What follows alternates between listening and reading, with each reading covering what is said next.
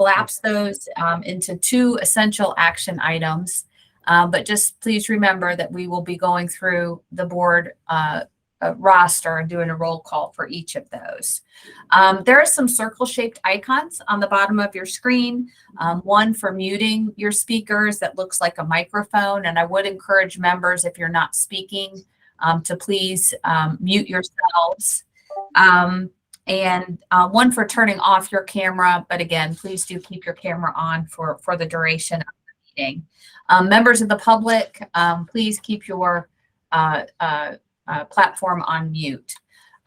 When you speak, I would ask that you please introduce yourself. If you have a question or comment, please feel free to use the chat feature. You can also raise your hand using one of those icons along the bottom of your screen. Billy Gamble is going to be monitoring the chat for any questions from members and managing our meeting dialogue today. Please note that included in the agenda is a direct phone number to staff. If any member of the board or public experience technical issues and require assistance, all of these proceedings will be recorded. Thank you.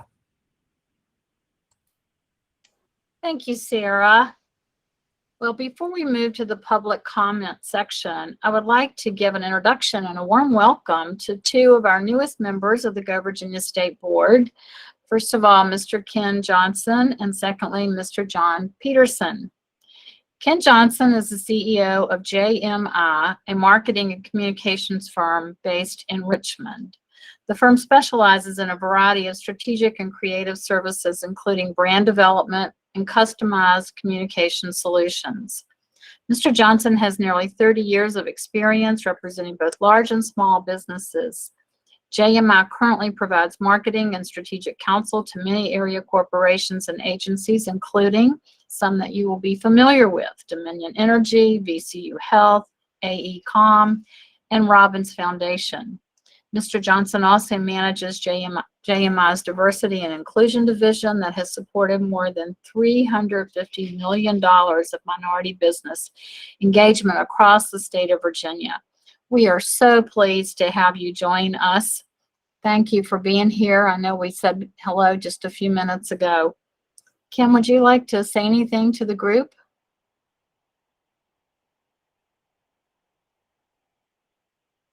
Not to put you on the spot. Nancy, I think we're having, are you there? I was on mute. Yeah, I was on mute. Yeah. Sorry. I wanted to say hello and thank you for having me, and hope I can add value. Sure you will. Jim, good to see you, Jim Dyke.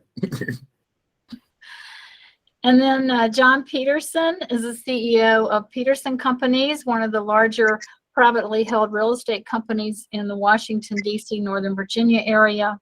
John has been involved in all facets of commercial real estate, including build-to-suit, purchase and acquisition, sales, leasing, and financing of commercial properties, as well as the ground-up development of approximately 3.5 million square feet of commercial office space in the D.C. metro area.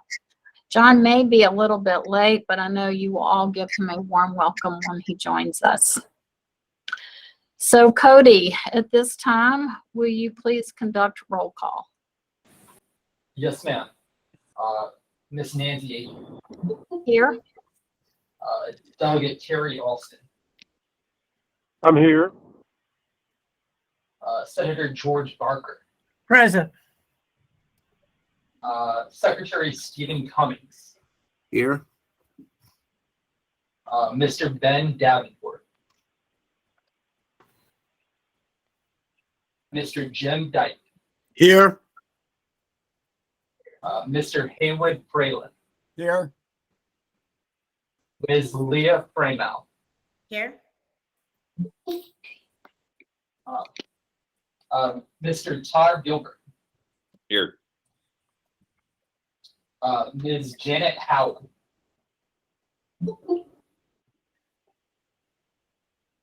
Mr. Kenneth Johnson. Here. Mr. Doug Wanarena. Here. Delegate Terry Kilgore.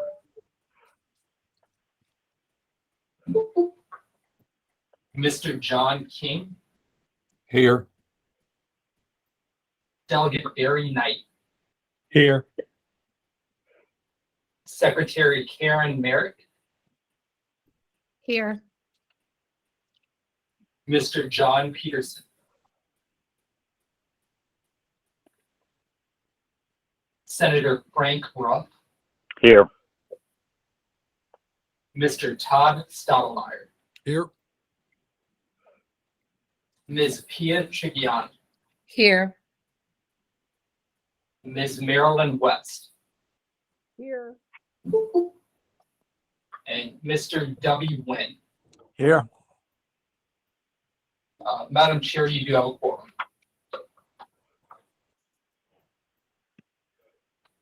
Great. Thank you so much, Cody. At this time, we would like to open the floor for comments from the public. If you wish to speak, either make note in the chat function of Google Meets.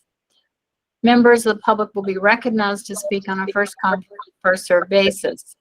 Cody, can you please recognize any members of the public who have indicated they may wish to make public comment? Madam Chair, it doesn't appear that anybody currently in the meeting would like to make public comment. Okay. In addition to live commenting, we also have provided a means for the public to comment in writing. Cody, can you please ready any public comments submitted? And would you read them? Yes, Madam Chair. So we had one submission for public comment ahead of this meeting.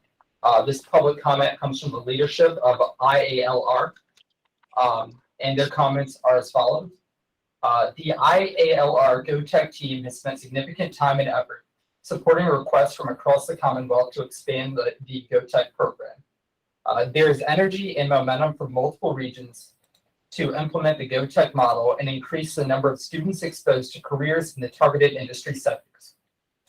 Staff's recommendation will delay the expansion by at least 2 years. It will take 4 months to execute DHCD contracts, issue the RFPs for the plans, and select contractors. Each study will take 6 to 10 months to complete. The plan would then be sent to staff and the Go Virginia board for review, with action at the next meeting. Timing could add 4 months.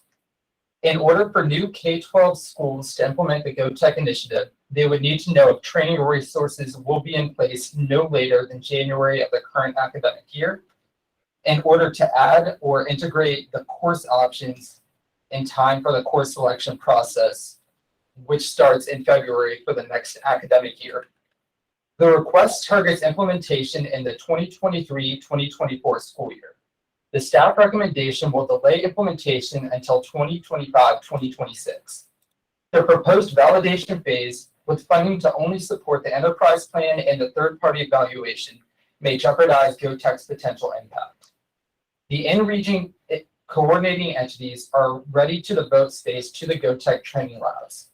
The 2-year delay, along with the uncertainty of future fund availability, will most likely require the IRCEs to rescind their in-kind contribution, as they will not be able to hold the space.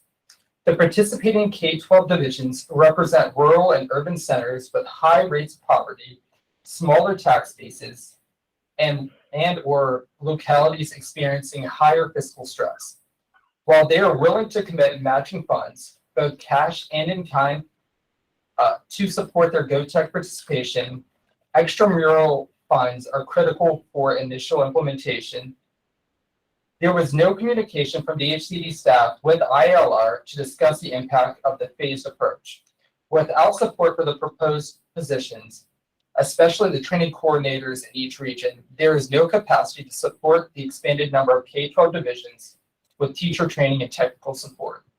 There was communication with the DHCD 2 days prior to the publication of their recommendation, where staff emailed IALR to determine the net new number of teachers that would be trained through GoTech expansion. If the determination to only commit funds for the 2 plans or studies had been made, IALR is confused as to why staff would inquire about teacher training, as this will not be possible with the proposed validation phase. Regarding the third-party evaluation of fiscal impact, IALR's and Region 3's understanding with that DHCD would coordinate the review with Dr. Terry Clowers from GMU as the DHCD contracted third-party reviewer. IALR completed the required ROI template and provided narrative to support the demand side fiscal outcomes, including job creation. In addition, IALR coordinated a meeting with Dr. Clowers to review the documents, assuming DHCD would follow up to request the evaluation. During the pitch calls and follow-ups with DHCD, there was no mention of the absence of this required document. IALR is grateful for the investment by Virginia to pilot and scale GOVA. This proposal honors the intent of Virginia to incentivize regional collaboration and support job growth in the trade sector. As an amendment to staff recommendation, ILR would like to expedite the 2 studies and plan to year 1 upon contract execution, supporting DHCD's validation interests while concurrently moving forward with the training labs and training coordinator position in each region. If there is no opportunity to discuss a mutually agreed upon implementation plan that addresses staff concerns and permits multi-region infrastructure development prior to the Virginia board meeting, IALR would like to withdraw the proposal. And that is the end of the comments, Madam Chair.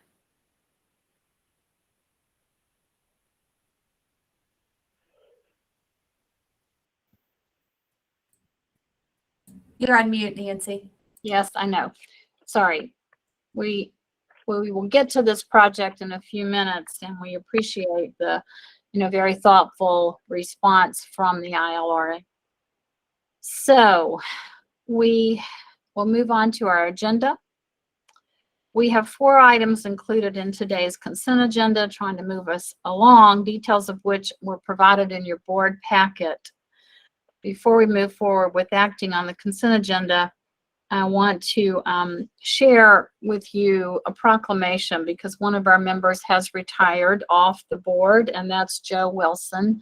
Joe was a founding board member, a dear friend, and with your permission, I would like to read the proclamation. At a regular meeting of the Growth and Opportunity Board held virtually on Tuesday, December 13, 2022 at the hour of 1 p.m., the following resolution was unanimously adopted. Whereas Joe Wilson was appointed by House Speaker William J. Howe to serve on the Growth and Opportunity Board for a term of 4 years, and whereas he served the board with this distinction since July 1st, 2016, and whereas his vision for the future of the Commonwealth has been pivotal in the establishment of the Virginia Growth and Opportunity Fund and to its growth, and whereas his unwavering determination to strengthen the Commonwealth's economy, coupled with his knowledge and experience in business collaboration with regional economic development efforts, have greatly contributed to the realization of this board's mission. And whereas his voice for Virginia to grow fiscally independent of reliance on outside sources has markedly promoted the interest of the Commonwealth. And whereas his talent for identifying and promoting innovative best practices for the betterment of the well-being of the economy has greatly improved the Commonwealth's future. And whereas his graciousness in supporting the corresponding initiatives of third parties in the interest of promoting the greatness of the Commonwealth has been principal to the execution of this board's directive. And whereas his affinity for assembling leaders across the Commonwealth who are passionate about its wealth and prosperity has been essential to this board's accomplishments, and now, therefore, be it resolved that the board does hereby express its gratitude to Joe Wilson for his many contributions to this body and to the Commonwealth of Virginia. Be it further resolved that a copy of this resolution be spread upon the minutes of this meeting, and that a framed copy thereof be presented to Joe Wilson as a permanent testament of our affection, esteem, and high regard. Assuming that you adopt this proclamation, staff will have it framed, and we're going to invite Joe back at one of our future meetings so that we can have an opportunity to formally thank him, and he can receive this proclamation from us. So with that, is there a motion to approve the consent agenda items? So moved. Is there a second? Second. All those in favor will have a quick roll call. Cody? Nancy, if I may, would the individual who made that first motion please state your name? Jim Dyke. Thank you, Jim. And the second? George Barker. Thank you. Nancy, go ahead. Okay, can we do a roll call, Cody? Yes, ma'am. Ms. Agee, Yes, agree. Delegate Alston, Agreed. Senator Barker, Aye. Secretary Cummings, Aye. Mr. Davenport, Aye. Mr. Dyke, Aye. Mr. Fralin, Aye. Ms. Freymouth, Aye. Speaker Gilbert, Aye. Senator Howell, Mr. Johnson, Aye. Mr. Wanarena,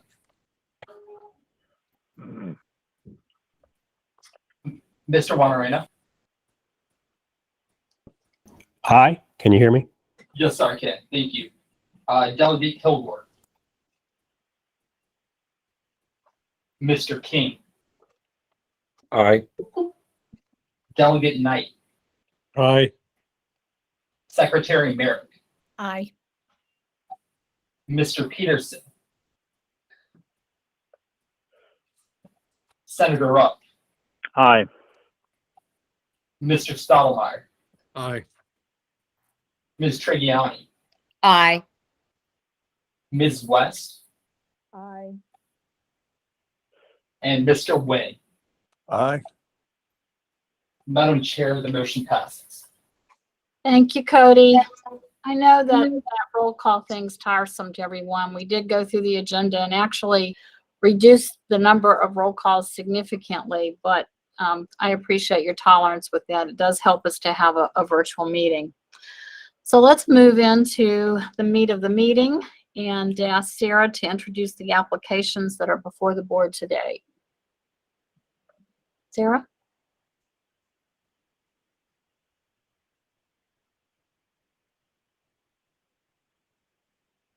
Sarah? Did we lose Sarah? I apologize. I did it myself. I was on mute. So we received 9 Go Virginia applications in November as part of this most recent quarterly application cycle for our new members. Go Virginia receives applications once a quarter and reviews monthly.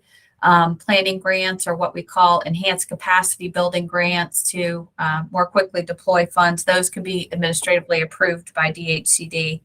But for the purpose of this meeting today, there were 7 per capita regional implementation projects. We're going to take action on 6 of those today. As part of the full review and evaluation, we form a work group for which we ask at least 2 board members interested in participating and 2 or more subject matter experts or community stakeholders to join. These work groups are organized by Go Virginia focus area or investment strategy. And I'd just like to take time to thank those who participated in the November work group reviews. Board members, we had Mr. Ben Davenport, Jim Dyke, Haywood Fralin, Leah Freemow, John King, Pia Trigiani, and Marilyn West. Subject matter experts that joined the work groups for review included John Accordino, Professor of Urban and Regional Studies and Planning at Virginia Commonwealth University, Debbie Irwin, Executive Director of the Shenandoah Community Capital Fund, John Loftus, Manager of Sites and Buildings Real Estate Solutions with the Virginia Economic Development Partnership, Heather McKay, Executive Director of the Virginia Office of Education Economics, Virginia Economic Development Partnership, Ms. Debbie Melvin, Assistant Vice President of Talent Solutions, and Randy Stamper, who's the Associate Vice Chancellor with the Virginia Community College System. After presenting all of the applications, Chair Agee will call for discussion and a vote. We're going to start with the 6 per capita implementation applications. 2 of these are related to talent development. One is related to the startup ecosystem. One is from Cluster Scale Up, and we have 2 sites and infrastructure applications in your packet today. So without further ado, we'll go ahead and get started with the workforce projects.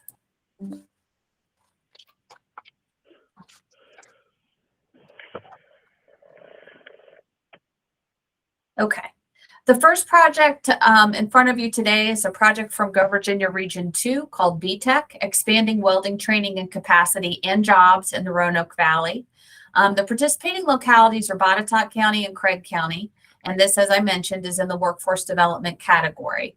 They're requesting a little over $166,000 from their per capita allocation to expand the pool of qualified welders to meet unmet needs of manufacturers in the region. Manufacturers are one of the industry cluster targets for Go Virginia Region 2. Outcomes during the grant period are noted here: 45 new welders trained, 40 AWS certificates awarded, and as many as 12 businesses served. There is match brought to the table that satisfies the match requirement for Go Virginia, and it is listed there. The second project is a project called Workforce Now. This is from Region 6, and the applicant participating localities include Fredericksburg City, Stafford County, Spotsylvania County, and Caroline County. The Fredericksburg Regional Chamber is acting on their behalf and requesting $250,000 to create and fill internships and other types of work-based learning opportunities to serve businesses across Region 6. This project activities focus on the strategic partnerships between school divisions, the development of an advisory committee, hosting 2 internship expos, developing internship and hiring workshops for students and businesses, and also supporting dedicated staff for the effort and the development of a recruitment platform that would connect area businesses with high school students. The outcomes that the applicant indicates they'll achieve during the grant period, serving as many as 100 businesses and creating or filling as many as 100 internship opportunities. Based on the work group discussion and application review, we are recommending this project for deferral. Sarah, can I ask a question on this? Please. You know, there are a lot of internship programs floating around. You're on one of them at Chev, and Virginia Business Higher Ed Council's now talking about a big thing. One of the things that's important is not just the internships. Do they lead to jobs? Is there any follow-up that you can do to require any one of these grants? And I know it could take a little while, but be sure that we're finding out how many of these internships do lead to employment. Sure. I think that's a great question, Mr. Wynn. This particular project is actually a follow-on request from I guess a validation project done in Region 6 by the same applicant. I think the employment outcome is one that is a challenge. It's very much dependent on the employer's willingness to kind of engage post-event, and sometimes quite a bit out from the actual internship experience. One of the things that we do emphasize with all of our applicants in this category is a focus on those traded sector industries. The participation of the chamber, I think, is encouraging.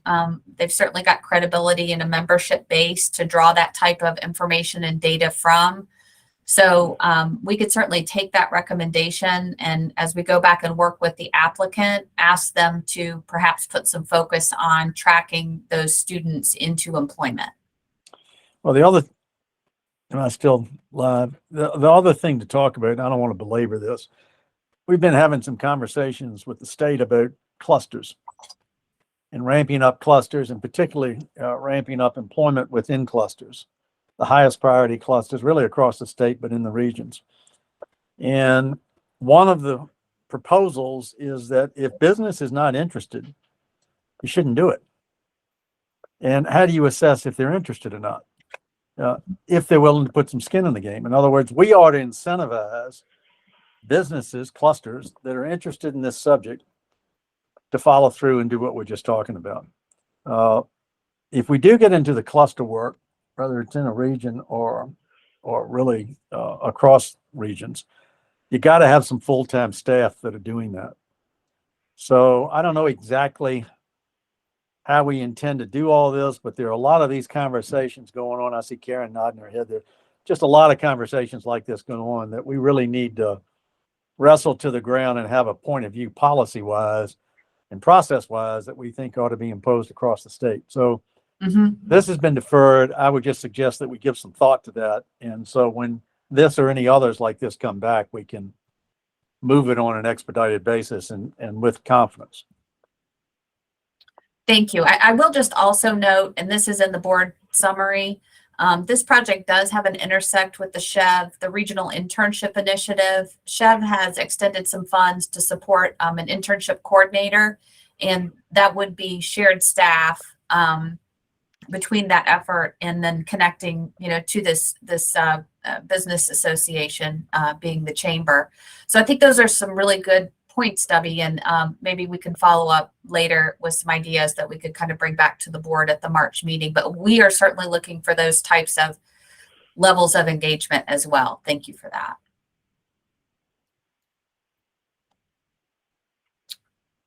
Can I move on, Madam Chair? You can. Okay.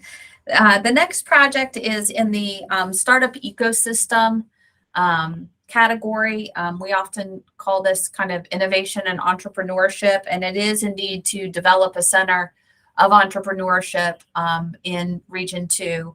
The participating localities you can see listed here: Amherst County, Bedford County, Campbell, Town of Alta Vista, Town of Amherst, Town of Appomattox, and Lynchburg City. They would like to develop a place-based strategy, an entrepreneurial center of excellence for the greater Lynchburg region, to serve as an anchor and catalyst for the region's entrepreneurial ecosystem.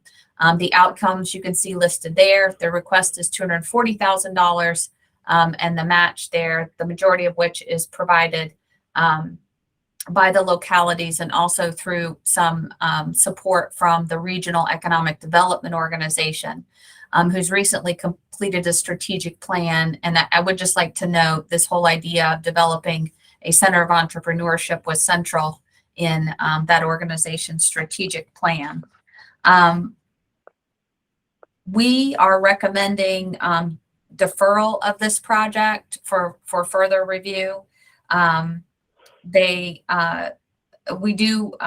There are a lot of really encouraging things about this project, including some partnerships with Liberty University that we think have quite a bit of value add for the ecosystem in the sub-region. The next project is from Region 2. This project is called Industry 4.0 for the Automated Connected Electrified ACE Workforce. This particular applicant is the Virginia Tech College of Engineering, and they're requesting $500,000 to train participants and serve businesses in order to scale up the transportation and autonomous vehicle sector through a coalition of industry and educational partners. What's interesting about this project is a lot of the groundwork was done in this region's efforts to compete for the EDA's Build Back Better challenge. They were one of 2 Virginia applications that were chosen. And so a lot of the thought leadership that has gone into thinking about this cluster was really developed as a part of that application preparation process. The goal here is clearly to scale up the transportation autonomous vehicle sector. The outcomes you can see listed here: a big focus on building the workforce of the future to support companies in this space, 530 participants trained, and as many as 35 or more businesses served. The match is $251,300, bringing the total budget to $751,300, and staff recommends this application for approval. Can I ask a question? Please. Sir, is this workforce development, or how are the funds actually being used? Sure, that's a great question. So they're going to be doing a number of things. They're going to be providing direct technical assistance and advising to businesses that are in this space. So the university is going to be providing technical assistance to companies in automated, connected, electrified vehicles. So a big player in this space in this region would be Volvo Trucks, for example, in their efforts to develop driverless vehicles. And there's a lot of other industry leaders that are kind of moving into this space. The second one is to create what they're calling a network navigator position. So some of the funds would be used to staff the effort, to provide kind of point-to-point connection for companies and intermediaries that are interested in growing the sector. They are going to form what they call a project technical advisory committee. to oversee the effort and ensure that the results are achieved. And then they've developed an Industry 4.0 curriculum, and they are going to be deploying that region-wide, working, of course, to support Virginia Tech students in the skill development required to advantage these companies, make them more competitive. But there's also a real press to push this curriculum down through the K-12 system as well. So students are getting early career exposure, and some partnerships proposed as well with the community colleges. So there's a combination of activities, but if I had to summarize it, it's one part workforce development, one part industry support. Sure. Sir, can I just add one thing? We can talk about this offline later. I see you have outcomes. Can we also add at some point impact? Sure. Yep, absolutely. And I would encourage you the board summaries contain a little bit more detail, Mr. Johnson. I And saw some of it. Yeah, that's where I got the questions from. yep, thank you. Okay. If it's okay, I'll move on. And the work group and your staff are recommending approval of this one. That's correct. Okay. And now we're moving on to sites and infrastructure. The first one is coming to us from Region 2, Airport Commerce Park. This is a partnership between Lynchburg City and Campbell County. And again, in that sites and infrastructure category. The goal of this project is to advance an industrial site in an existing airport park from Tier 2 to Tier 4. When we talk about tiering, just for our new members and perhaps members of the public, it's a rating structure used by the Virginia Business Ready Sites program. The tier is from 0 to 5, and so the closest we get to 5, the more business ready that site is. And usually that's kind of a time to development question. The outcome here will be to elevate 82 acres to the Tier 4 that we've mentioned here, and to make that property now available for future development. The city and the county are engaging in a master planning activity and have full intentions of developing this land into business and industrial park. The Go Virginia funds will be used to pay for the due diligence work necessary to advance the site. And it really capitalizes on the planning process and the partnerships between Campbell County and Lynchburg. And this is the first such partnership between these two localities. And we're certainly very encouraged by that. Staff is recommending this project for approval. Sarah, why don't you take a moment there just to talk about sites and what Go Virginia's overseeing potentially and how that differs from VEDP. Thank you. Yep, that's a great question. So Go Virginia, there's 4 investment priorities. Those were established by the board in the early days. Sites and infrastructure is one, talent development, clusters being loved, and then entrepreneurship and innovation being the final. Go Virginia sites investments are unique. They do require the participation of 2 or more localities. And I think Go Virginia's interest in sites is really to help regions develop a portfolio of sites that will be ready to support new entrants, so companies that may be considering moving to the region, but also for expanding businesses, and doing so in a way that supports the industries that they've indicated in their growth and diversification plans are priority. So if we had a region, for example, that said manufacturing and logistics, we would expect to see site being developed for that type of end user. In terms of distinguishing the Business Ready Sites program and Go Virginia, we think they're very complementary. We've gone through a number of exercises and worked very closely with VEDP in ensuring that the regions are making smart investments. We're looking at the developability of the sites and the marketability of the sites. And then again, that the regional aspect of this is very intentional. The Business Ready Sites program invests in sites that are 100 acres or larger. Go Virginia has made the decision to go down to sites as small as 25 acres. And I will just mention in some parts of the state, because of topography, coming up with a 100-acre flat site, for example, can be challenging. So we think that offering regions an opportunity to explore sites down to 25 acres, if they're regionally significant and obviously being developed to support an end use consistent with that growth and diversification plan, is a win. So does that answer the question, Nancy? Is there anything else you'd like me to add? No, I think that's helpful. I just want to remind us, we're not doing the great big mega sites, but we are focused on our own clusters, our own work priorities, and creating some sites. And going from tier 2 to tier 4 is actually a pretty major step. And nice to see these two coming together. Yes. Thank you. That's a nice note. And so at 82 acres, this site would not have qualified for the Business Ready Sites program. It's also worth noting. Okay. The next project, interestingly enough, is also at an airport site. This is the SHD Technology Park. The participating localities are the city of Waynesboro, who's actually providing a cash match, as is the city of Stanton, city of Harrisonburg, Augusta County, and Rockingham County.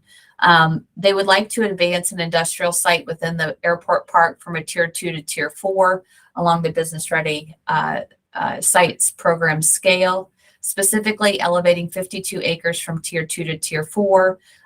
There will be a construction project and installing about 2,000 linear feet of an 8-inch water line and 980 linear feet of sewer line, principally being relocated to accommodate the development of some additional hangars, which will be marketed for airport-related uses, specifically transportation, logistics, emerging technologies. This is an interesting airport. There's also some presence from one of the community colleges that really has a highly recognized aviation program, and as such has really become attractive for obviously corporate aircraft, but any organization that's dependent on a workforce that needs to know their way around a plane. They're requesting $993,000 for and bringing forward match of over about $1.4 million.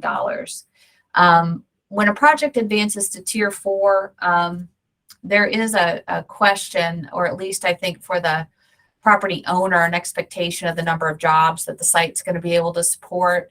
And they believe that these investments will put this site in a position to support as many as 267 high-wage jobs when fully developed. Go Virginia funds, as I've mentioned, will be used for construction of the water line and the sewer line construction. VDP reviewed this site as well as the prior application and indicated their support as well. The utility enhancement on this site will provide some opportunities for an adjacent parcel, a site called Blue Mountain, which is a much larger site and one that is often viewed by prospects as being very favorable access to the interstate and its size. So it's going to provide some additional benefit, this infrastructure improvement. And for those reasons, the work group and staff are recommending this application for approval.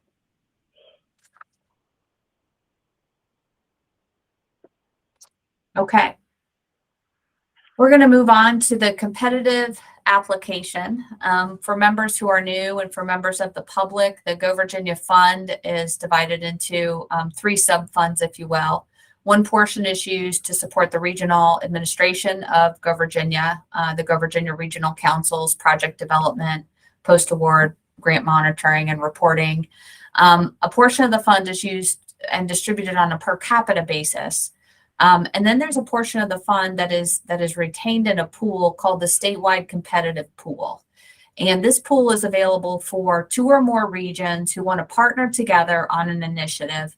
These are typically larger requests, and certainly because of their geographic scale, represent more significant economic opportunities for the Commonwealth.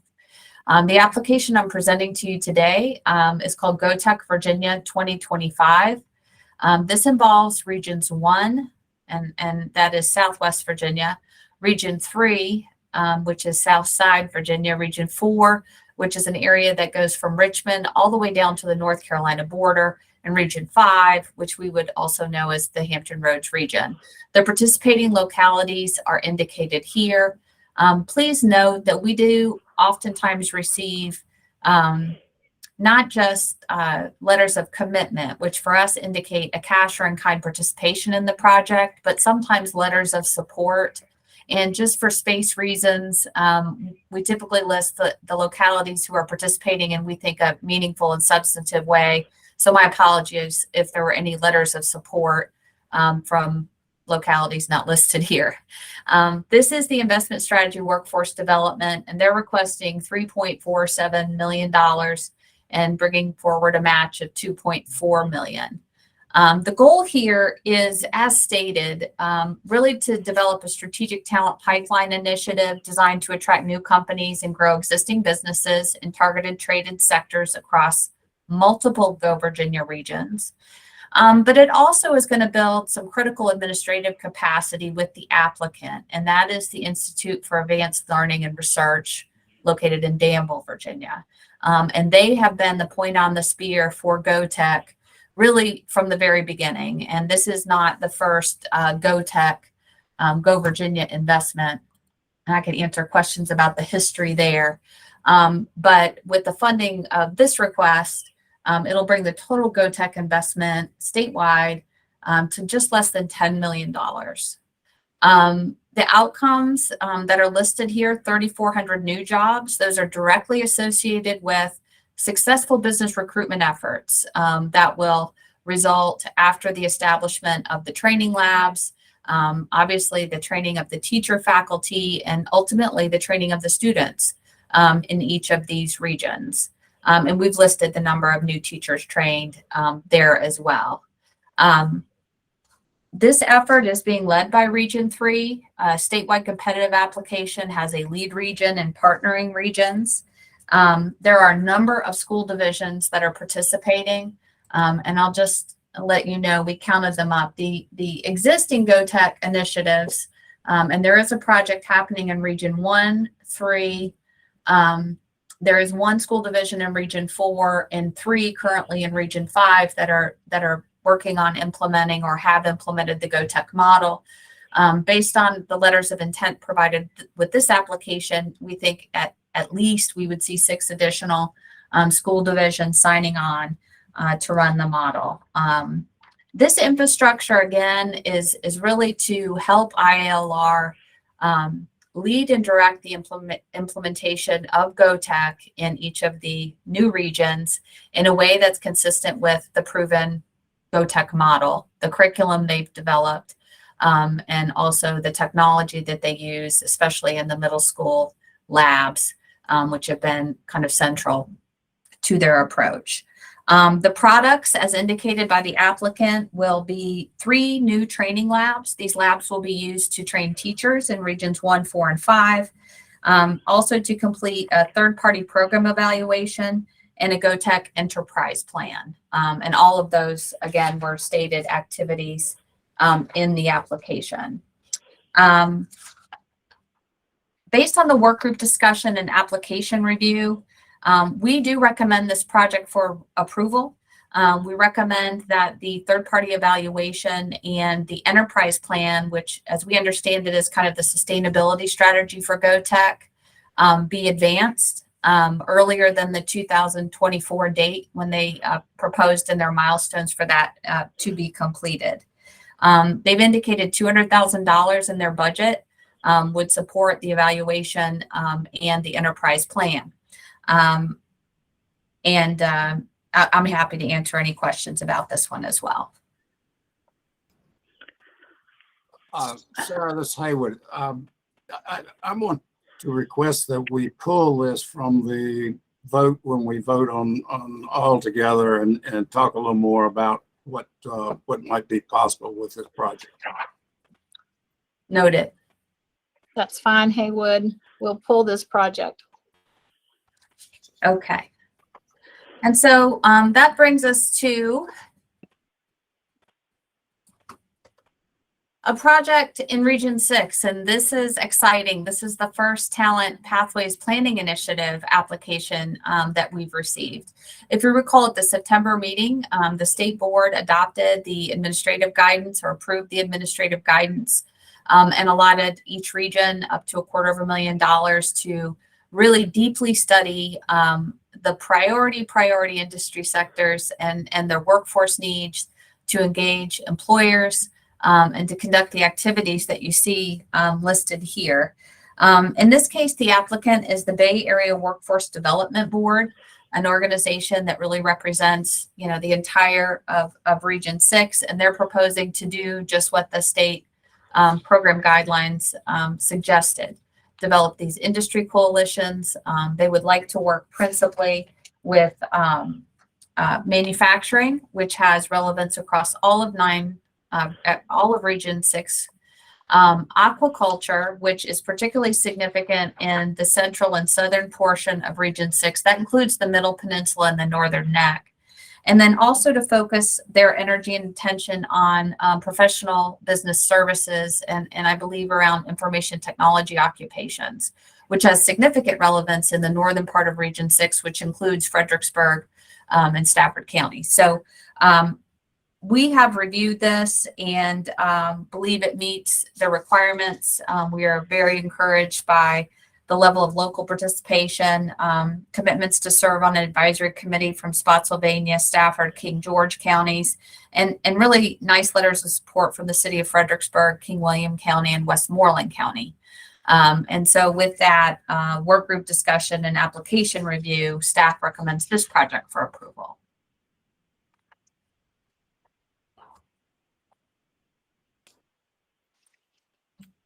Sarah, is that the end of your It is. Yes, ma'am. discussion? Thank you. Great summary for the projects under consideration today. Note that we have pulled the GoTech, and we'll talk about that separately. I want to remind you that of all the projects that have been presented today, 2 are recommended for deferral. And just tell you that when something is deferred, it doesn't mean that it won't come back. They usually do, but they need a little more work. And staff usually works with the applicant and is able to get them to a place where we can approve or choose not to. So with that said, is there a motion to approve the projects as presented with recommendations made? This is Jim Dyke. I so move. Is there a second? John King, second. Any discussion?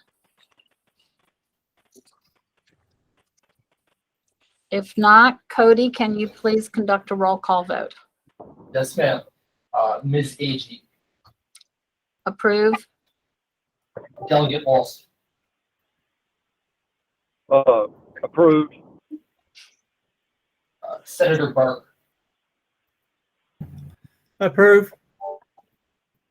Secretary Cummings, I approve. Mr. Davenport, Approved.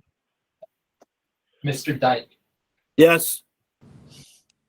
Mr. Fralin, Yes. Ms. Freymouth, Approved. Speaker Gilbert, Aye, approved. Senator Howell, Mr. Johnson, Approve. Mr. Juanarena, Approve. Delegate Kilgore, Approve. Mr. King, Approve. Delegate Knight, Aye. Secretary Merrick,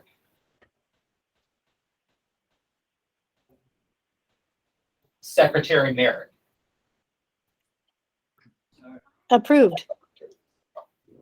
Mr. Peterson,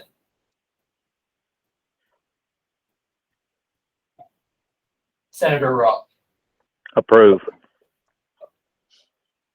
Mr. Stottlemyre, Aye.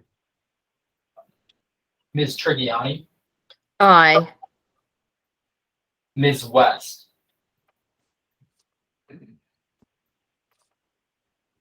Ms. West,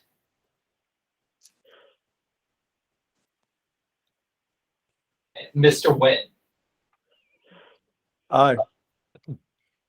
Madam Chair, the motion passes. Thank you, Cody. And thanks to everyone. Haywood, you asked that the GoTech application be reviewed separately. Do you want to start off a conversation about that? Sure. And Pia, you join in. Pia and I were on the work group that reviewed this application. And I will tell you that, first of all, that I have been to Danville. I have viewed what GoTech is doing. I've seen the teachers who are actually providing the instruction in the middle school system, and it continues in the high school system there. It is, in my opinion, the signature effort on behalf of Go Virginia. It's for me, it is probably as successful as one could hope any project to be. You actually saw the kids in this middle school. When I was there, they were building a motor. I don't know how many of you had such an experience, but I can assure you when I was in school, we did not build a motor. Some of the kids were actually welding in the middle school. So the goal of this is to increase the interest of the children as they progress through the school system, so that when they get to the high school level, they are prepared to be involved in the understanding just exactly what the trades are, what opportunities are available, and they understand what their opportunities are as they choose to either go to a four-year institution or obtain a certificate in the community college system or somewhere else. So to me, it is an indication of exactly what we're trying to do in the Go Virginia effort.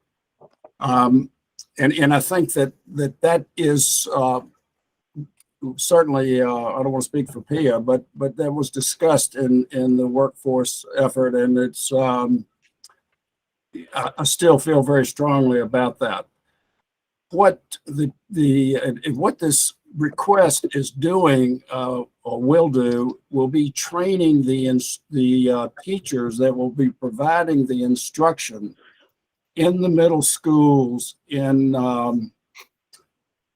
the regions that are part of this request. And I can tell you that, in my opinion, it's absolutely essential that they be trained by the folks in the Danville area, and the IALR, I think, is the acronym for the organization there, or ILAR. And which is their that's their higher ed institution in the Danville area. That's the name of it. So, and I say that because they have they've been through the process. They know what works. They know what doesn't work, and it's a system that will provide well-trained teachers in the middle school effort. What their concern is, as I understand it, is that if it's not funded up front, they don't have the resources to train all of these teachers that will come through the system in the Danville area. And so as a result, I'd like to move as a substitute that we fund the GoTech request for Region 3, not delay the program, and so as not to delay the program, and allow the expansion activities to begin concurrently with the third-party evaluation and enterprise plan, and that the enterprise plan will be presented to the Go Virginia State Board when completed. Now, Ben is on that on the board of the ILAR, and so is not going to vote on this, but he's more knowledgeable, or as knowledgeable as anybody in the Go Virginia effort about what's happening in the Danville area and what's happening with this project. Ben Davenport, I'm talking about. And so, Ben, I'd like for you to just talk a little bit about this with everybody, so that they have a better understanding. I mean, I've been there once. You've been there on hundreds of occasions, seeing what's taking place, and just talk a little bit about what it is and why I'm making this substitute motion. Thank you, Haywood. I'm conflicted. I will not be voting on this, but I want to make sure that it's okay for me to make some comments. Nancy, can you? And I think it's fine. We'll, we do have a motion, a substantive motion on the floor, but the person who's made it has asked you to give further information, and then we'll come back to that and get a second. Okay. So go ahead. Yeah. Well, in the beginning, when we started the concept of doing this in teaching the trades in the middle school, I thought that was something that I wasn't real sure about. But as I have seen it evolve, it's powerful. It has an enormous impact on children that to teach them in areas that they wouldn't, like as Haywood alluded to, on a motor. There are many different aspects: robotics, additive manufacturing, all kinds of different parts of this. And it's really an exciting way for children to become knowledgeable about the trades and about vocational education, and it really fits in perfect with our governor is talking about children graduating from high school with a certificate or with some kind of a degree that they would be ready to go to work if that's what their desire is. Well, this absolutely sets the stage. And so we don't disagree. I mean, what staff at Go Virginia is recommending and what is certainly very much in favor of this. It's just a matter of how it's done, whether it's a lot of this is funded up front or not. And as Haywood said, the way that we want to go forward with this as quickly as we can with a number of parts of being done in parallel. We already know what works, and we know that there are going to be areas that need to be brought along in a way to make sure that everybody is doing a quality is doing their part in a quality way. And so the Institute recognizes that. I can assure you that the board of the Institute, and I'm serving on the board, is acutely aware of everything being done in a high quality way that I know that would be pleasing to all of you. So without really going into more about, I'm happy to answer any questions that anybody has, but it's a matter of timing, and if as the motion that Haywood has put forward, if that were to be adopted, then basically it allows the Institute to move forward in a very proactive way. But I can assure you it's not going to move anything forward that's not ready to move forward. Nancy, this is Frank Ruff. If I could weigh in. Of course, Frank. The Mecklenburg County was so enamored with the GoTech program that when they built a new high school, middle school, they incorporated the CTE in the GoTech into that. But they were not able to get the teachers that they needed with the right training. It took them to October to get one of the specialties on board. So having a cadre of teachers that are ready to roll as this moves out is extremely important. I don't know that I heard a second, but I would second Halen's motion. Thank you, Frank. That's a second then, and we'll continue the discussion. Other comments or questions? Nancy, it's Debbie. Ben, if I'm not mistaken, didn't you tell me that in your recruitment of companies to relocate, that the existence of this program, even though it was in the middle school, had an impact? It absolutely did, especially with foreign countries. companies that come in from overseas. I have heard personally several of them say this is the only place in the United States we've seen where education in the trades is really being done right, and they were really impressed. So yeah, thank you, Debbie.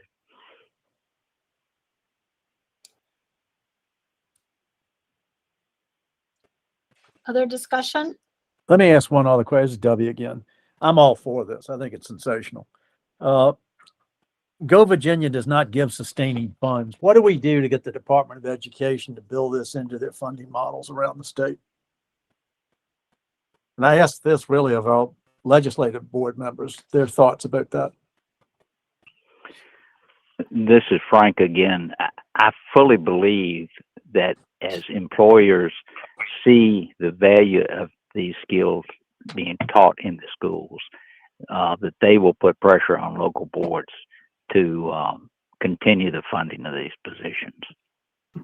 Is it a local funding thing or is it a state priority thing? I mean, I'm really asking this out of ignorance. I don't know the answer. Well, it could be both, but people tend to fund the things they consider most important in life, whether it be your personal things or whether your business. And I believe that people seeing well-paid young people staying in the community rather than leaving the community is enough incentive that most counties will find the money as necessary.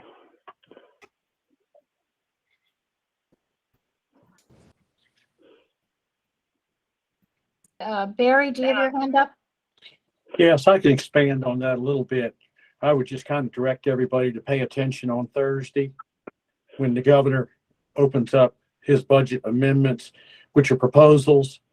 And we do know he's made an announcement that there's going to be a workforce component to this, plus also a tremendous reorganization between the Secretary of Labor and Secretary of Education for a lot of these workforce components that are kind of scattered all over the place. It's one-stop shopping. So we started with that, but then I think on Thursday you'll see some initiatives that'll tend to, Debbie, answer your question. Yeah, and this is Jim Dyke. If I could jump in on that last point, I think that is moving in the right direction to pull all these things together in one authority. And to use a little history, back in 1990, when I was Secretary of Education, I made that exact same proposal, that we had too many programs scattered over state government. They needed to be brought together, be more effective.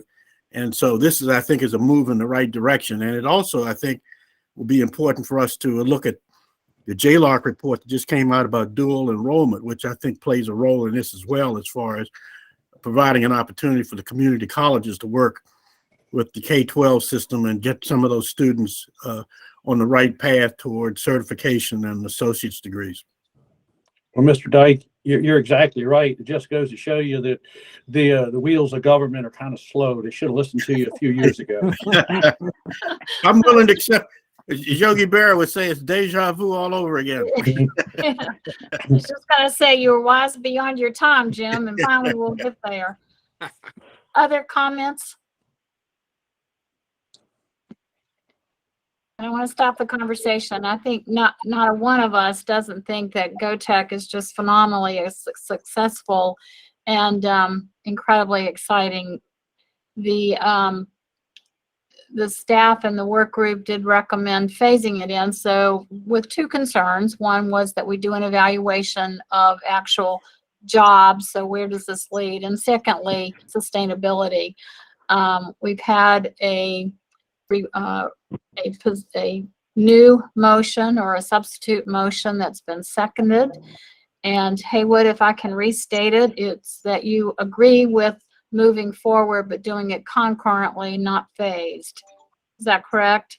Yeah, it's the motion reads that I introduce a motion to fully fund the GoTech Virginia 2025 request from Region 3 to not delay the program expansion, allowing the expansion activities to begin concurrently with the third-party evaluation and enterprise plan.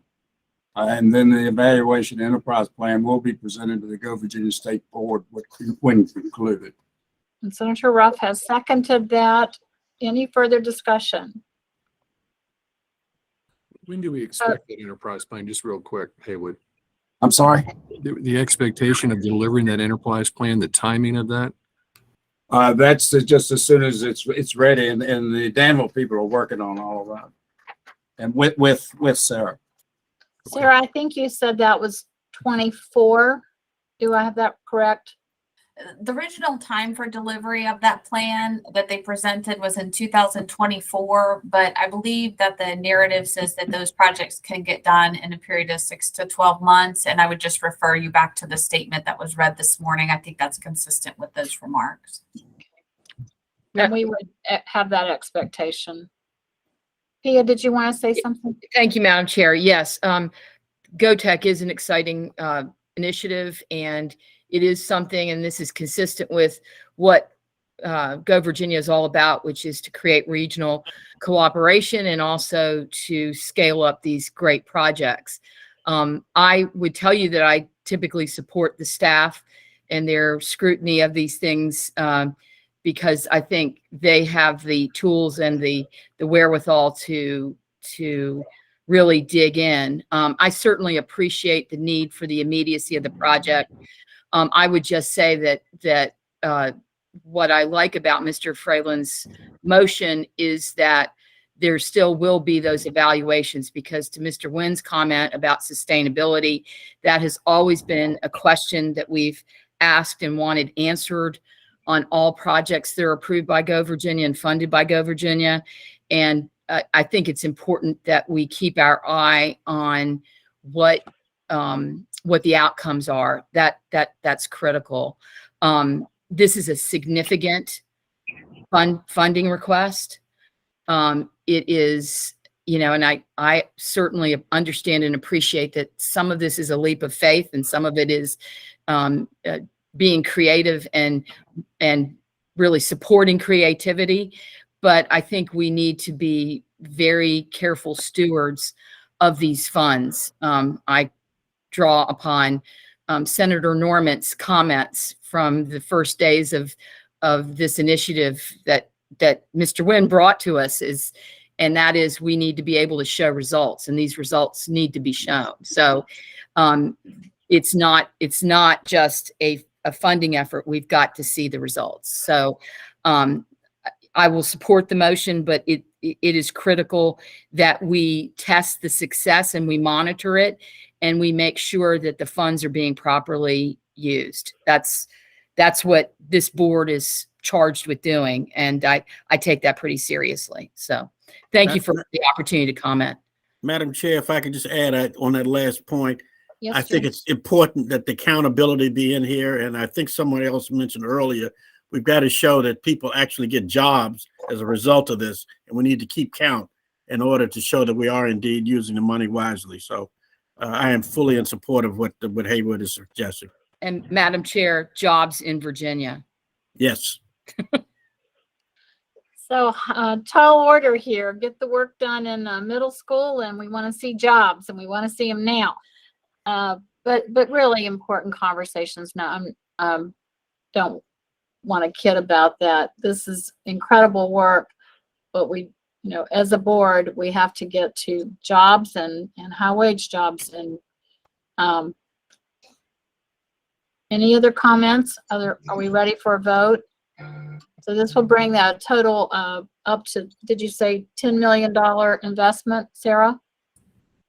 That's right. Since the beginning, yes, this will bring our total GoTech investment across multiple regions to just shy of $10 million. And do we have any other project or set of projects that comes close to that?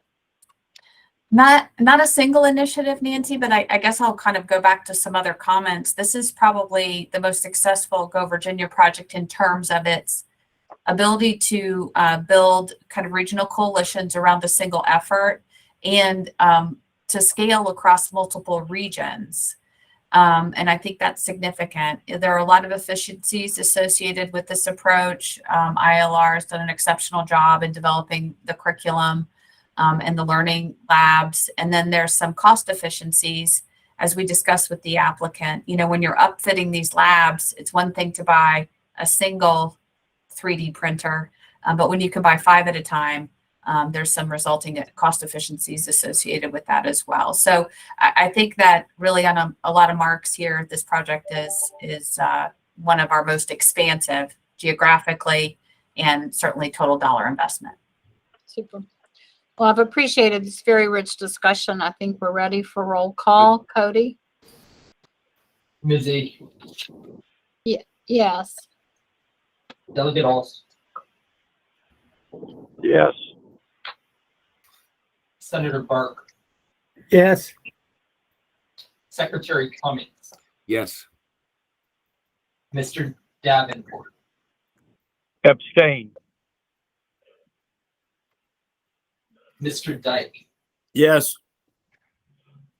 Mr. Braylon, Aye. Ms. Freymouth, Yes. Speaker Gilbert, Aye. Senator Howell, Mr. Johnson, Aye. Mr. Juanarena, Aye. Delegate Kilgore, Delegate Kilgore, Mr. King, Yes. Delegate Knight, Aye. Secretary Merrick, Aye. Mr. Peterson, Senator Rupp, Aye. Mr. Stottlemyre, Aye. Ms. Trigiani, Aye.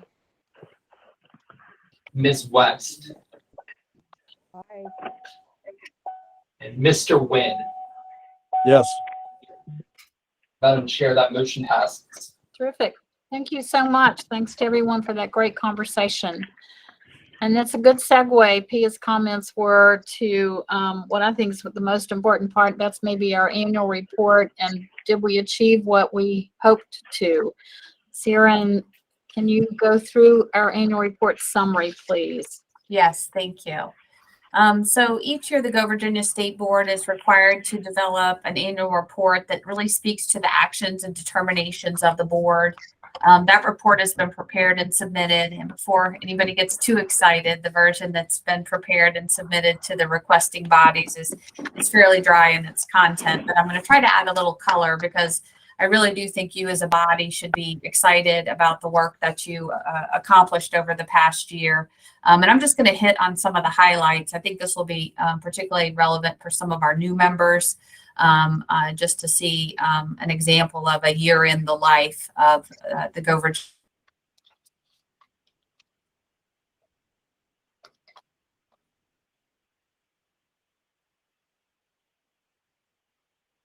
Sarah, you went silent.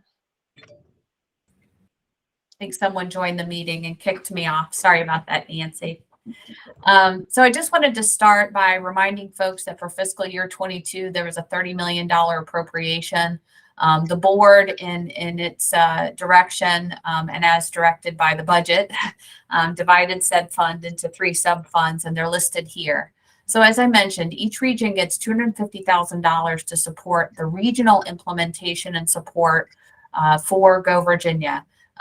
The governance structure, which is a regional council structure, business-led, and support staff to help in application development, help the board or the councils conduct their business, do all manners of reporting, and they really act as the fiscal agent. So they are the recipients of the state funds that are then distributed to the project implementers, and that's a really important part of the role.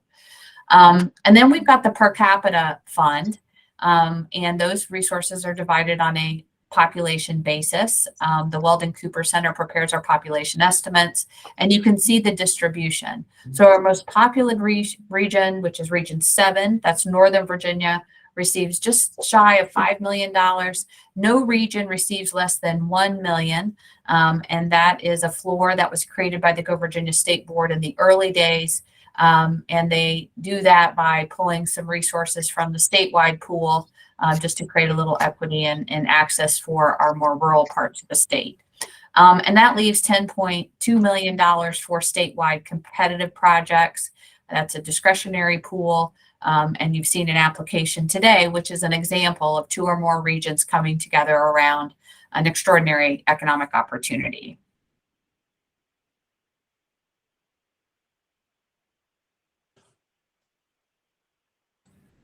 And I apologize, I'm going to keep a close eye on my button, Nancy, but for some reason I keep muting and I'm not sure what's going on there. But this year, there was a approval of each region's growth and diversification plan.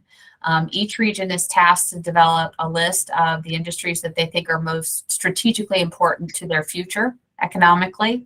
And this is just a snapshot of the industry sectors identified by each region.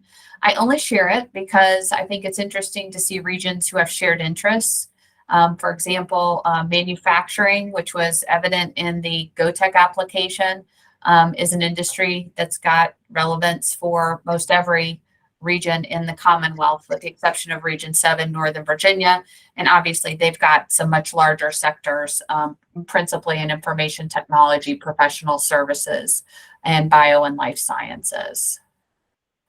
I want to stop and just talk about the project development framework. We've seen some projects today, but this is really the framework for project development. The industry cluster is in the center of the conversation. So sites and infrastructure, it's the regions asking the question, what are the site and infrastructure needs of companies in this cluster? Do we have a portfolio of sites that would be attractive and available to them? If not, how do we get there? Right? So that's how those projects are developed. Similarly, workforce development or talent. What type of workforce is really critically important to the competitiveness of this particular industry cluster?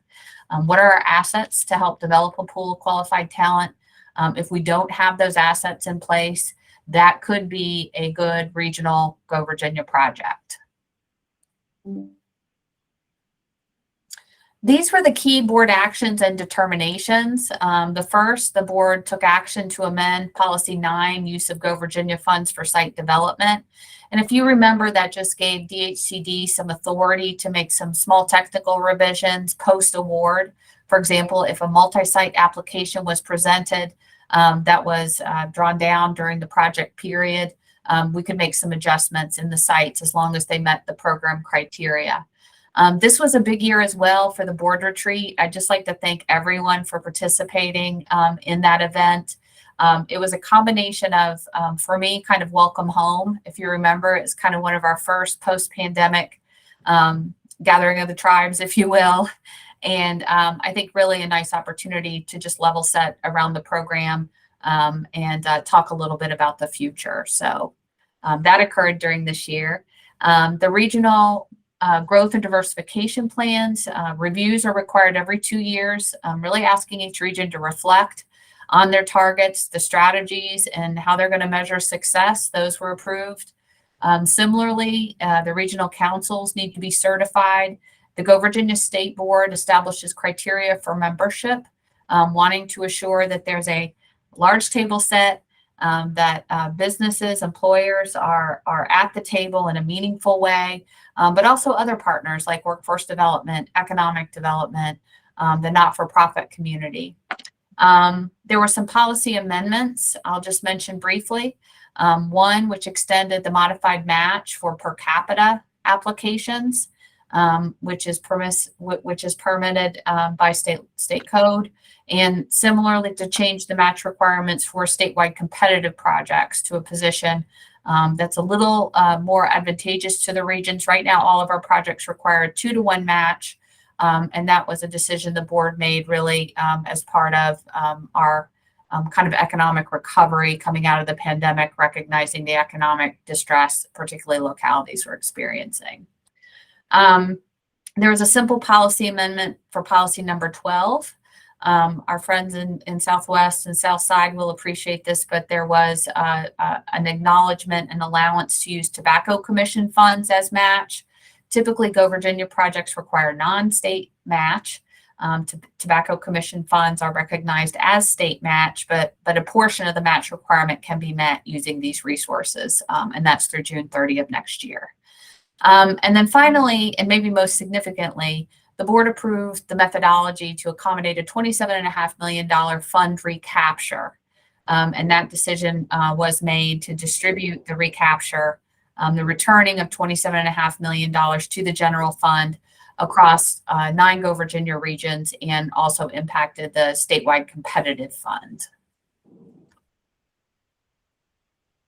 The grant year summary, there were 45 projects approved by the Go Virginia State Board and a total of $25.6 million in awards. These initiatives leveraged about $28 million in qualifying non-state investment. And I'm going to talk a little bit about some of the success stories and the opportunity I think Go Virginia created for some organizations to draw down some very significant federal awards.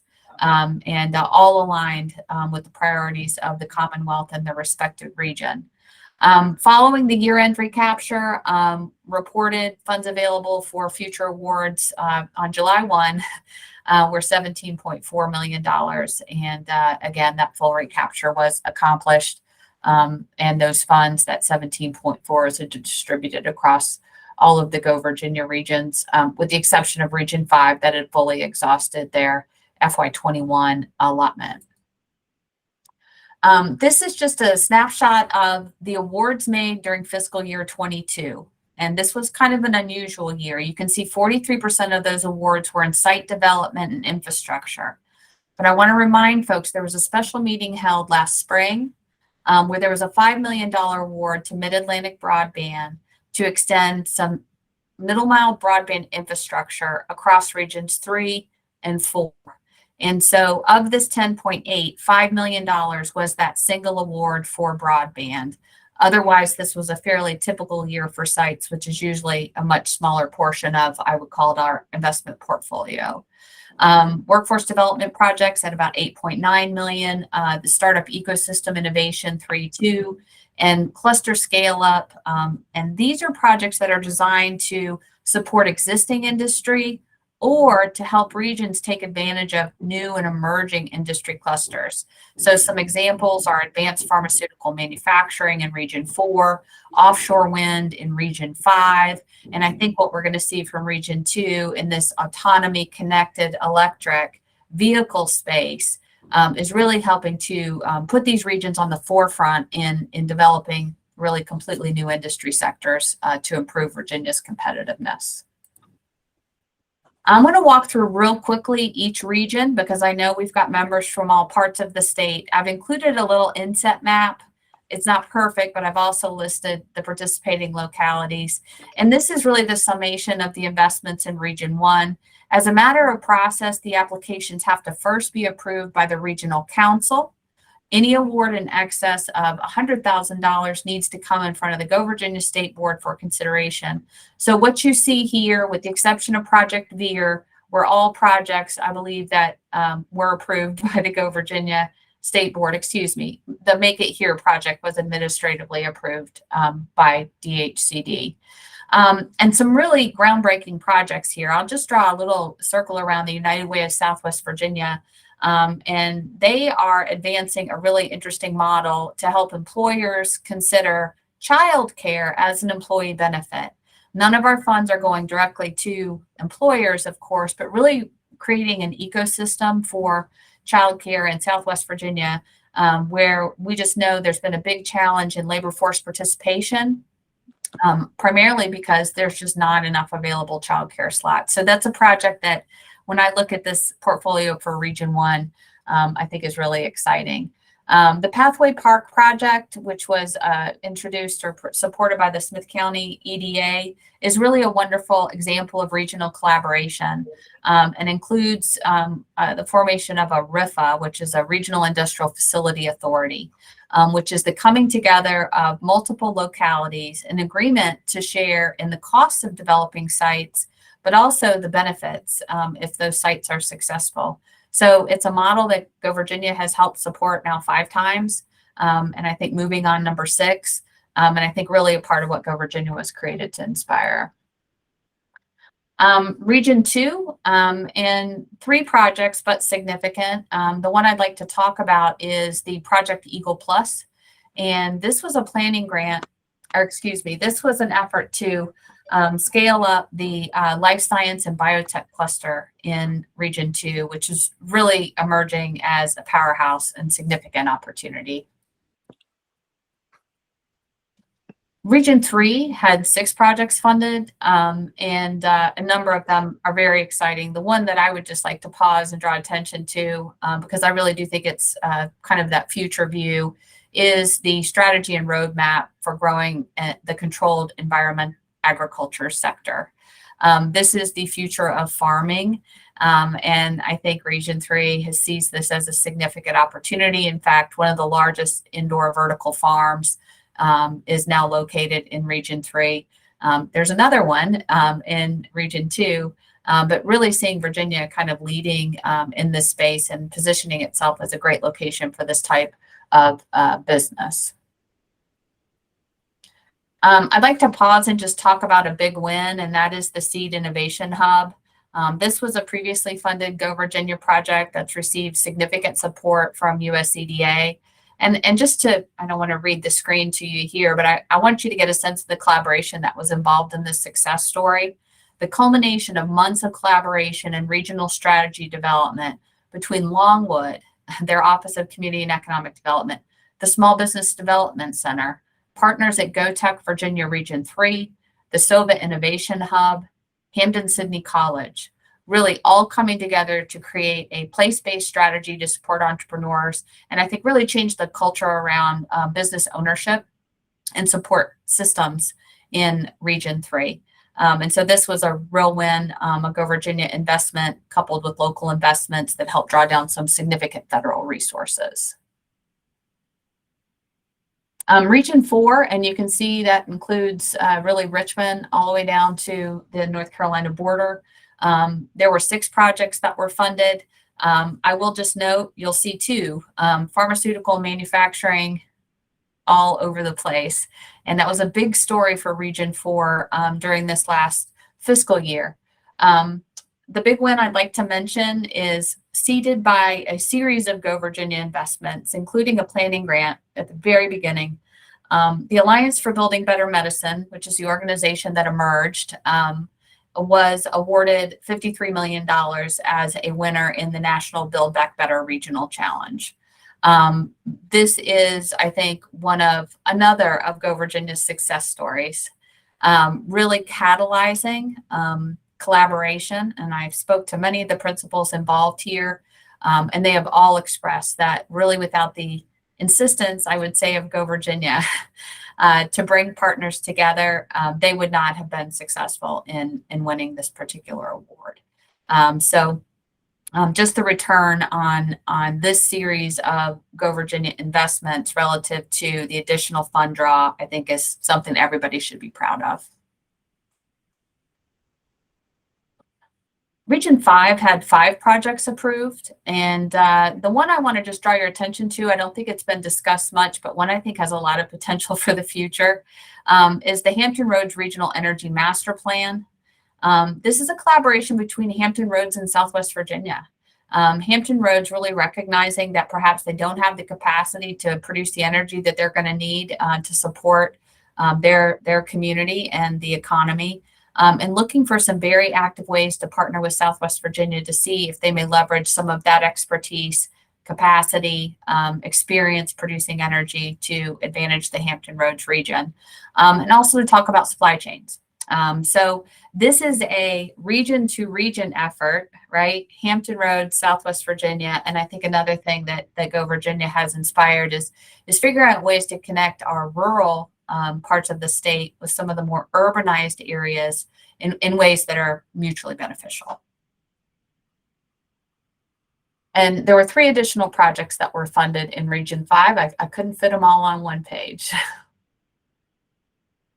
The big win here was an announcement in August of this year that there was $11 million awarded to the Hampton Roads Workforce Council for the Good Jobs Challenge. Now, the Hampton Roads Workforce Council has been supported through some capacity building investments by Go Virginia that really positioned this organization for success in these endeavors. So I spoke to the president and CEO, and he has shared repeatedly how instrumental Go Virginia was in really helping his organization achieve what they've achieved, obviously with the resources that they received, but also to be competitive in a federal award. Region 6 funded 4 projects, and you can see them listed here. I would like to note, part of, I think, the advantages of Go Virginia and using this regional approach is places who have an aquaculture industry can pursue aquaculture projects. And so the Rappahannock Community College Educational Foundation is going to be supporting the development of some curriculum that is specific to provide exposure to careers in aquaculture, which is a significant part of Region 6 and principally the Northern Neck and Middle Peninsula economy. Region 7 had 5 projects funded during the course of the year. And I'll send a link for full project descriptions and happy to answer any questions for you. But the project I want to draw your attention to is the Convene and Collaborate Region 7 Regional Entrepreneurship Initiative. And that's being led by George Mason University and is really, I think, a significant opportunity. When Go Virginia commissioned a study of startup activity and innovation efforts across the Commonwealth, Northern Virginia scored very high marks in a lot of regards. They've certainly got a base of talent that is, I think, unchallenged, especially in information technology. But an area of growth really, I think, presents itself to better support early stage businesses, high growth potential firms, and firms that are building products, not just providing services to the defense industry, for example. And so really the acknowledgement of George Mason stepping up and realizing the importance of becoming a convener and organizing resources, I think is going to provide some real long-term results for Northern Virginia. Region 8 had 4 projects funded. The one I'd like to draw your attention to is the Agriculture Innovation Center. The Advancement Foundation is rehabilitating a building in Buena Vista, and didn't look like much from the outside, but has really an incredible group of partners and has been successful in also receiving some federal awards from the Appalachian Regional Commission. So in addition to taking a vacant, blighted building in a part of the state that is really kind of ripe for investment, they're bringing in university partners, including James Madison University, as well as community colleges, to create a space for ag-based businesses and even some technology-based businesses, drones, for example, to figure out how we can better use that technology to monitor crops and things of that nature. So I think this is going to be a catalytic investment for a place like Buena Vista, and just an example of a high-quality project from Region 8, who's really posted some great ones. Region 9 had 3 projects that were supported. The one I'd like to draw your attention to is the Talent Supply Connector. The Workforce Board was the applicant, and they, after a pretty interesting planning effort focusing really on manufacturing, arrived at a series of activities very much informed by business and industry to better connect employers with potential workers, as well as the education and training system. And so this project is going to be working in that space. And finally, as I mentioned, there was one statewide competitive project, and that was the MBC Middle Mile Fiber Expansion Project. This is a fairly extensive effort, multiple legs on this one. I will tell you that this award was really dependent on an EDA grant as match, if you remember. They were not successful in that effort, but they are pursuing a grant through an initiative called the NTIA. And the project's even gotten bigger in scope. So we hope to be able to update you at the March meeting about what this Go Virginia investment is going to be able to leverage in terms of middle mile infrastructure for the Commonwealth. From Go Virginia's perspective, we're very interested in connecting industrial sites, enhancing service levels in business parks, and also connecting anchor employers in the region. And all of these efforts are designed to do that. Region 3 and 4 collaborated on this project. The initial map brings some string through the eastern portion of Region 3 and all the way up into Petersburg, around the southern tier of Petersburg. So really exciting collaboration on that project. This is the Go Virginia Fund since inception. The dollar volume that you see here, the percentage is related to the dollars.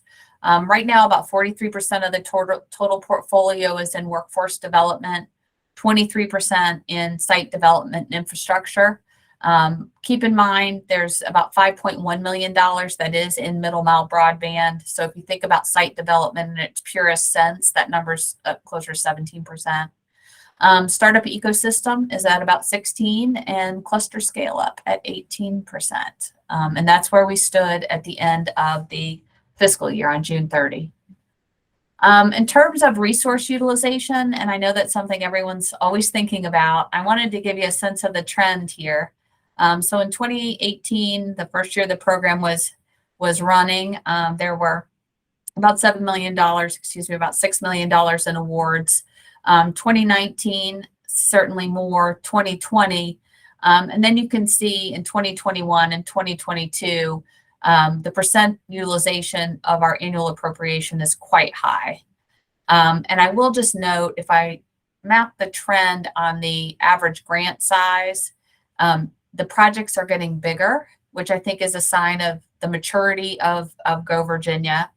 We definitely are seeing an uptick in the number of statewide competitive projects. And again, I think that speaks to experience in regions who have shared interests finding one another. And I think that also speaks positively to the initiative. And I would just note, this is by the fiscal year of the award. It does not have to do with the fiscal year of the appropriation that funded said award. But as we sit right now with the recapture, we started the year with only our FY really 22 monies still intact. And of course, then we got our FY 23 appropriation that's been distributed. And cut to the chase, the impact. These are just some highlights of the projects that we've got under contract and the commitments they've made.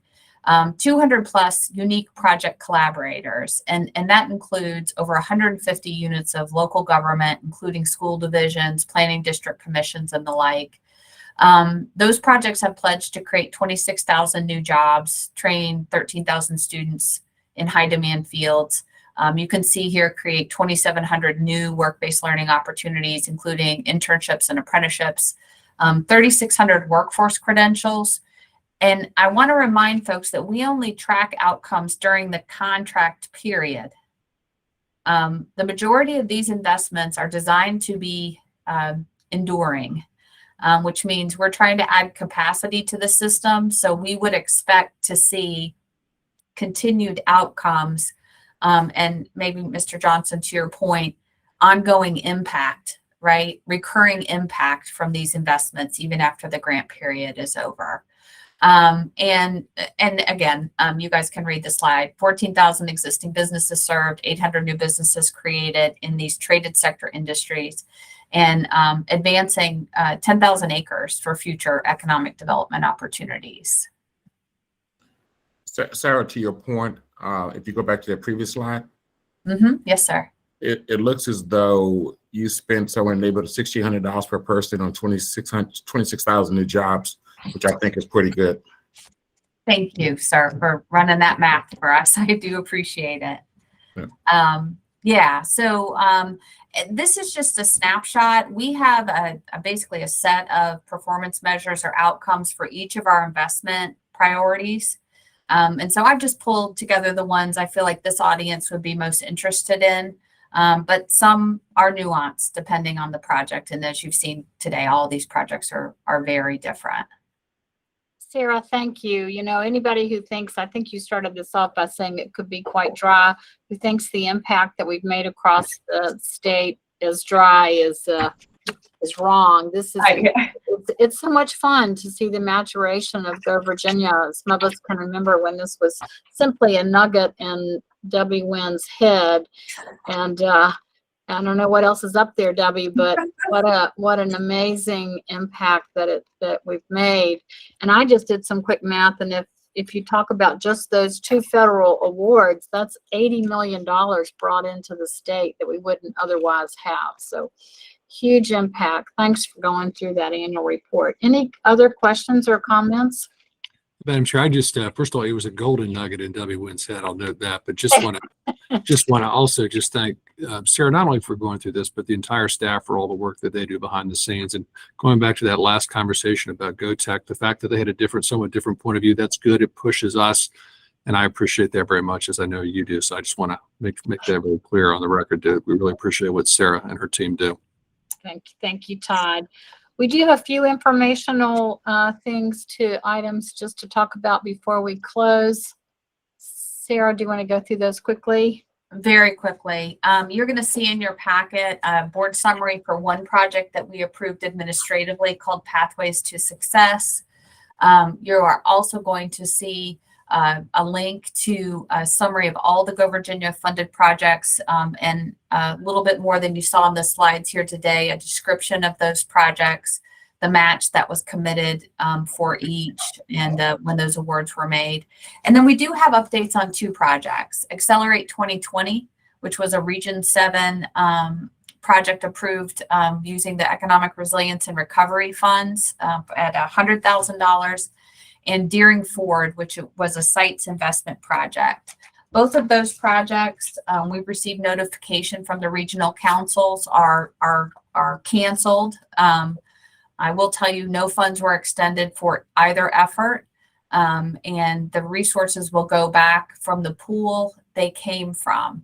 So Accelerate 2022, which originated as part of the statewide competitive fund, those resources will go back to that fund for later deployment. And the Deering Ford project came from the Region 2 per capita allocation, and similarly will be returned for deployment on other projects. Great.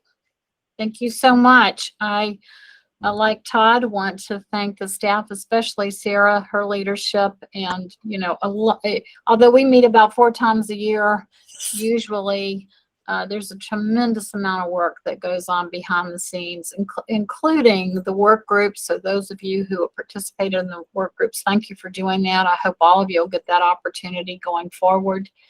Our next meeting is scheduled for Tuesday, March the 14th at 1 p.m. That's Tuesday, March 14th. I do anticipate that meeting will be in person. And I wish everyone a very happy holiday and look forward to seeing you next year. We are adjourned. Thank you all. Merry Christmas, everyone.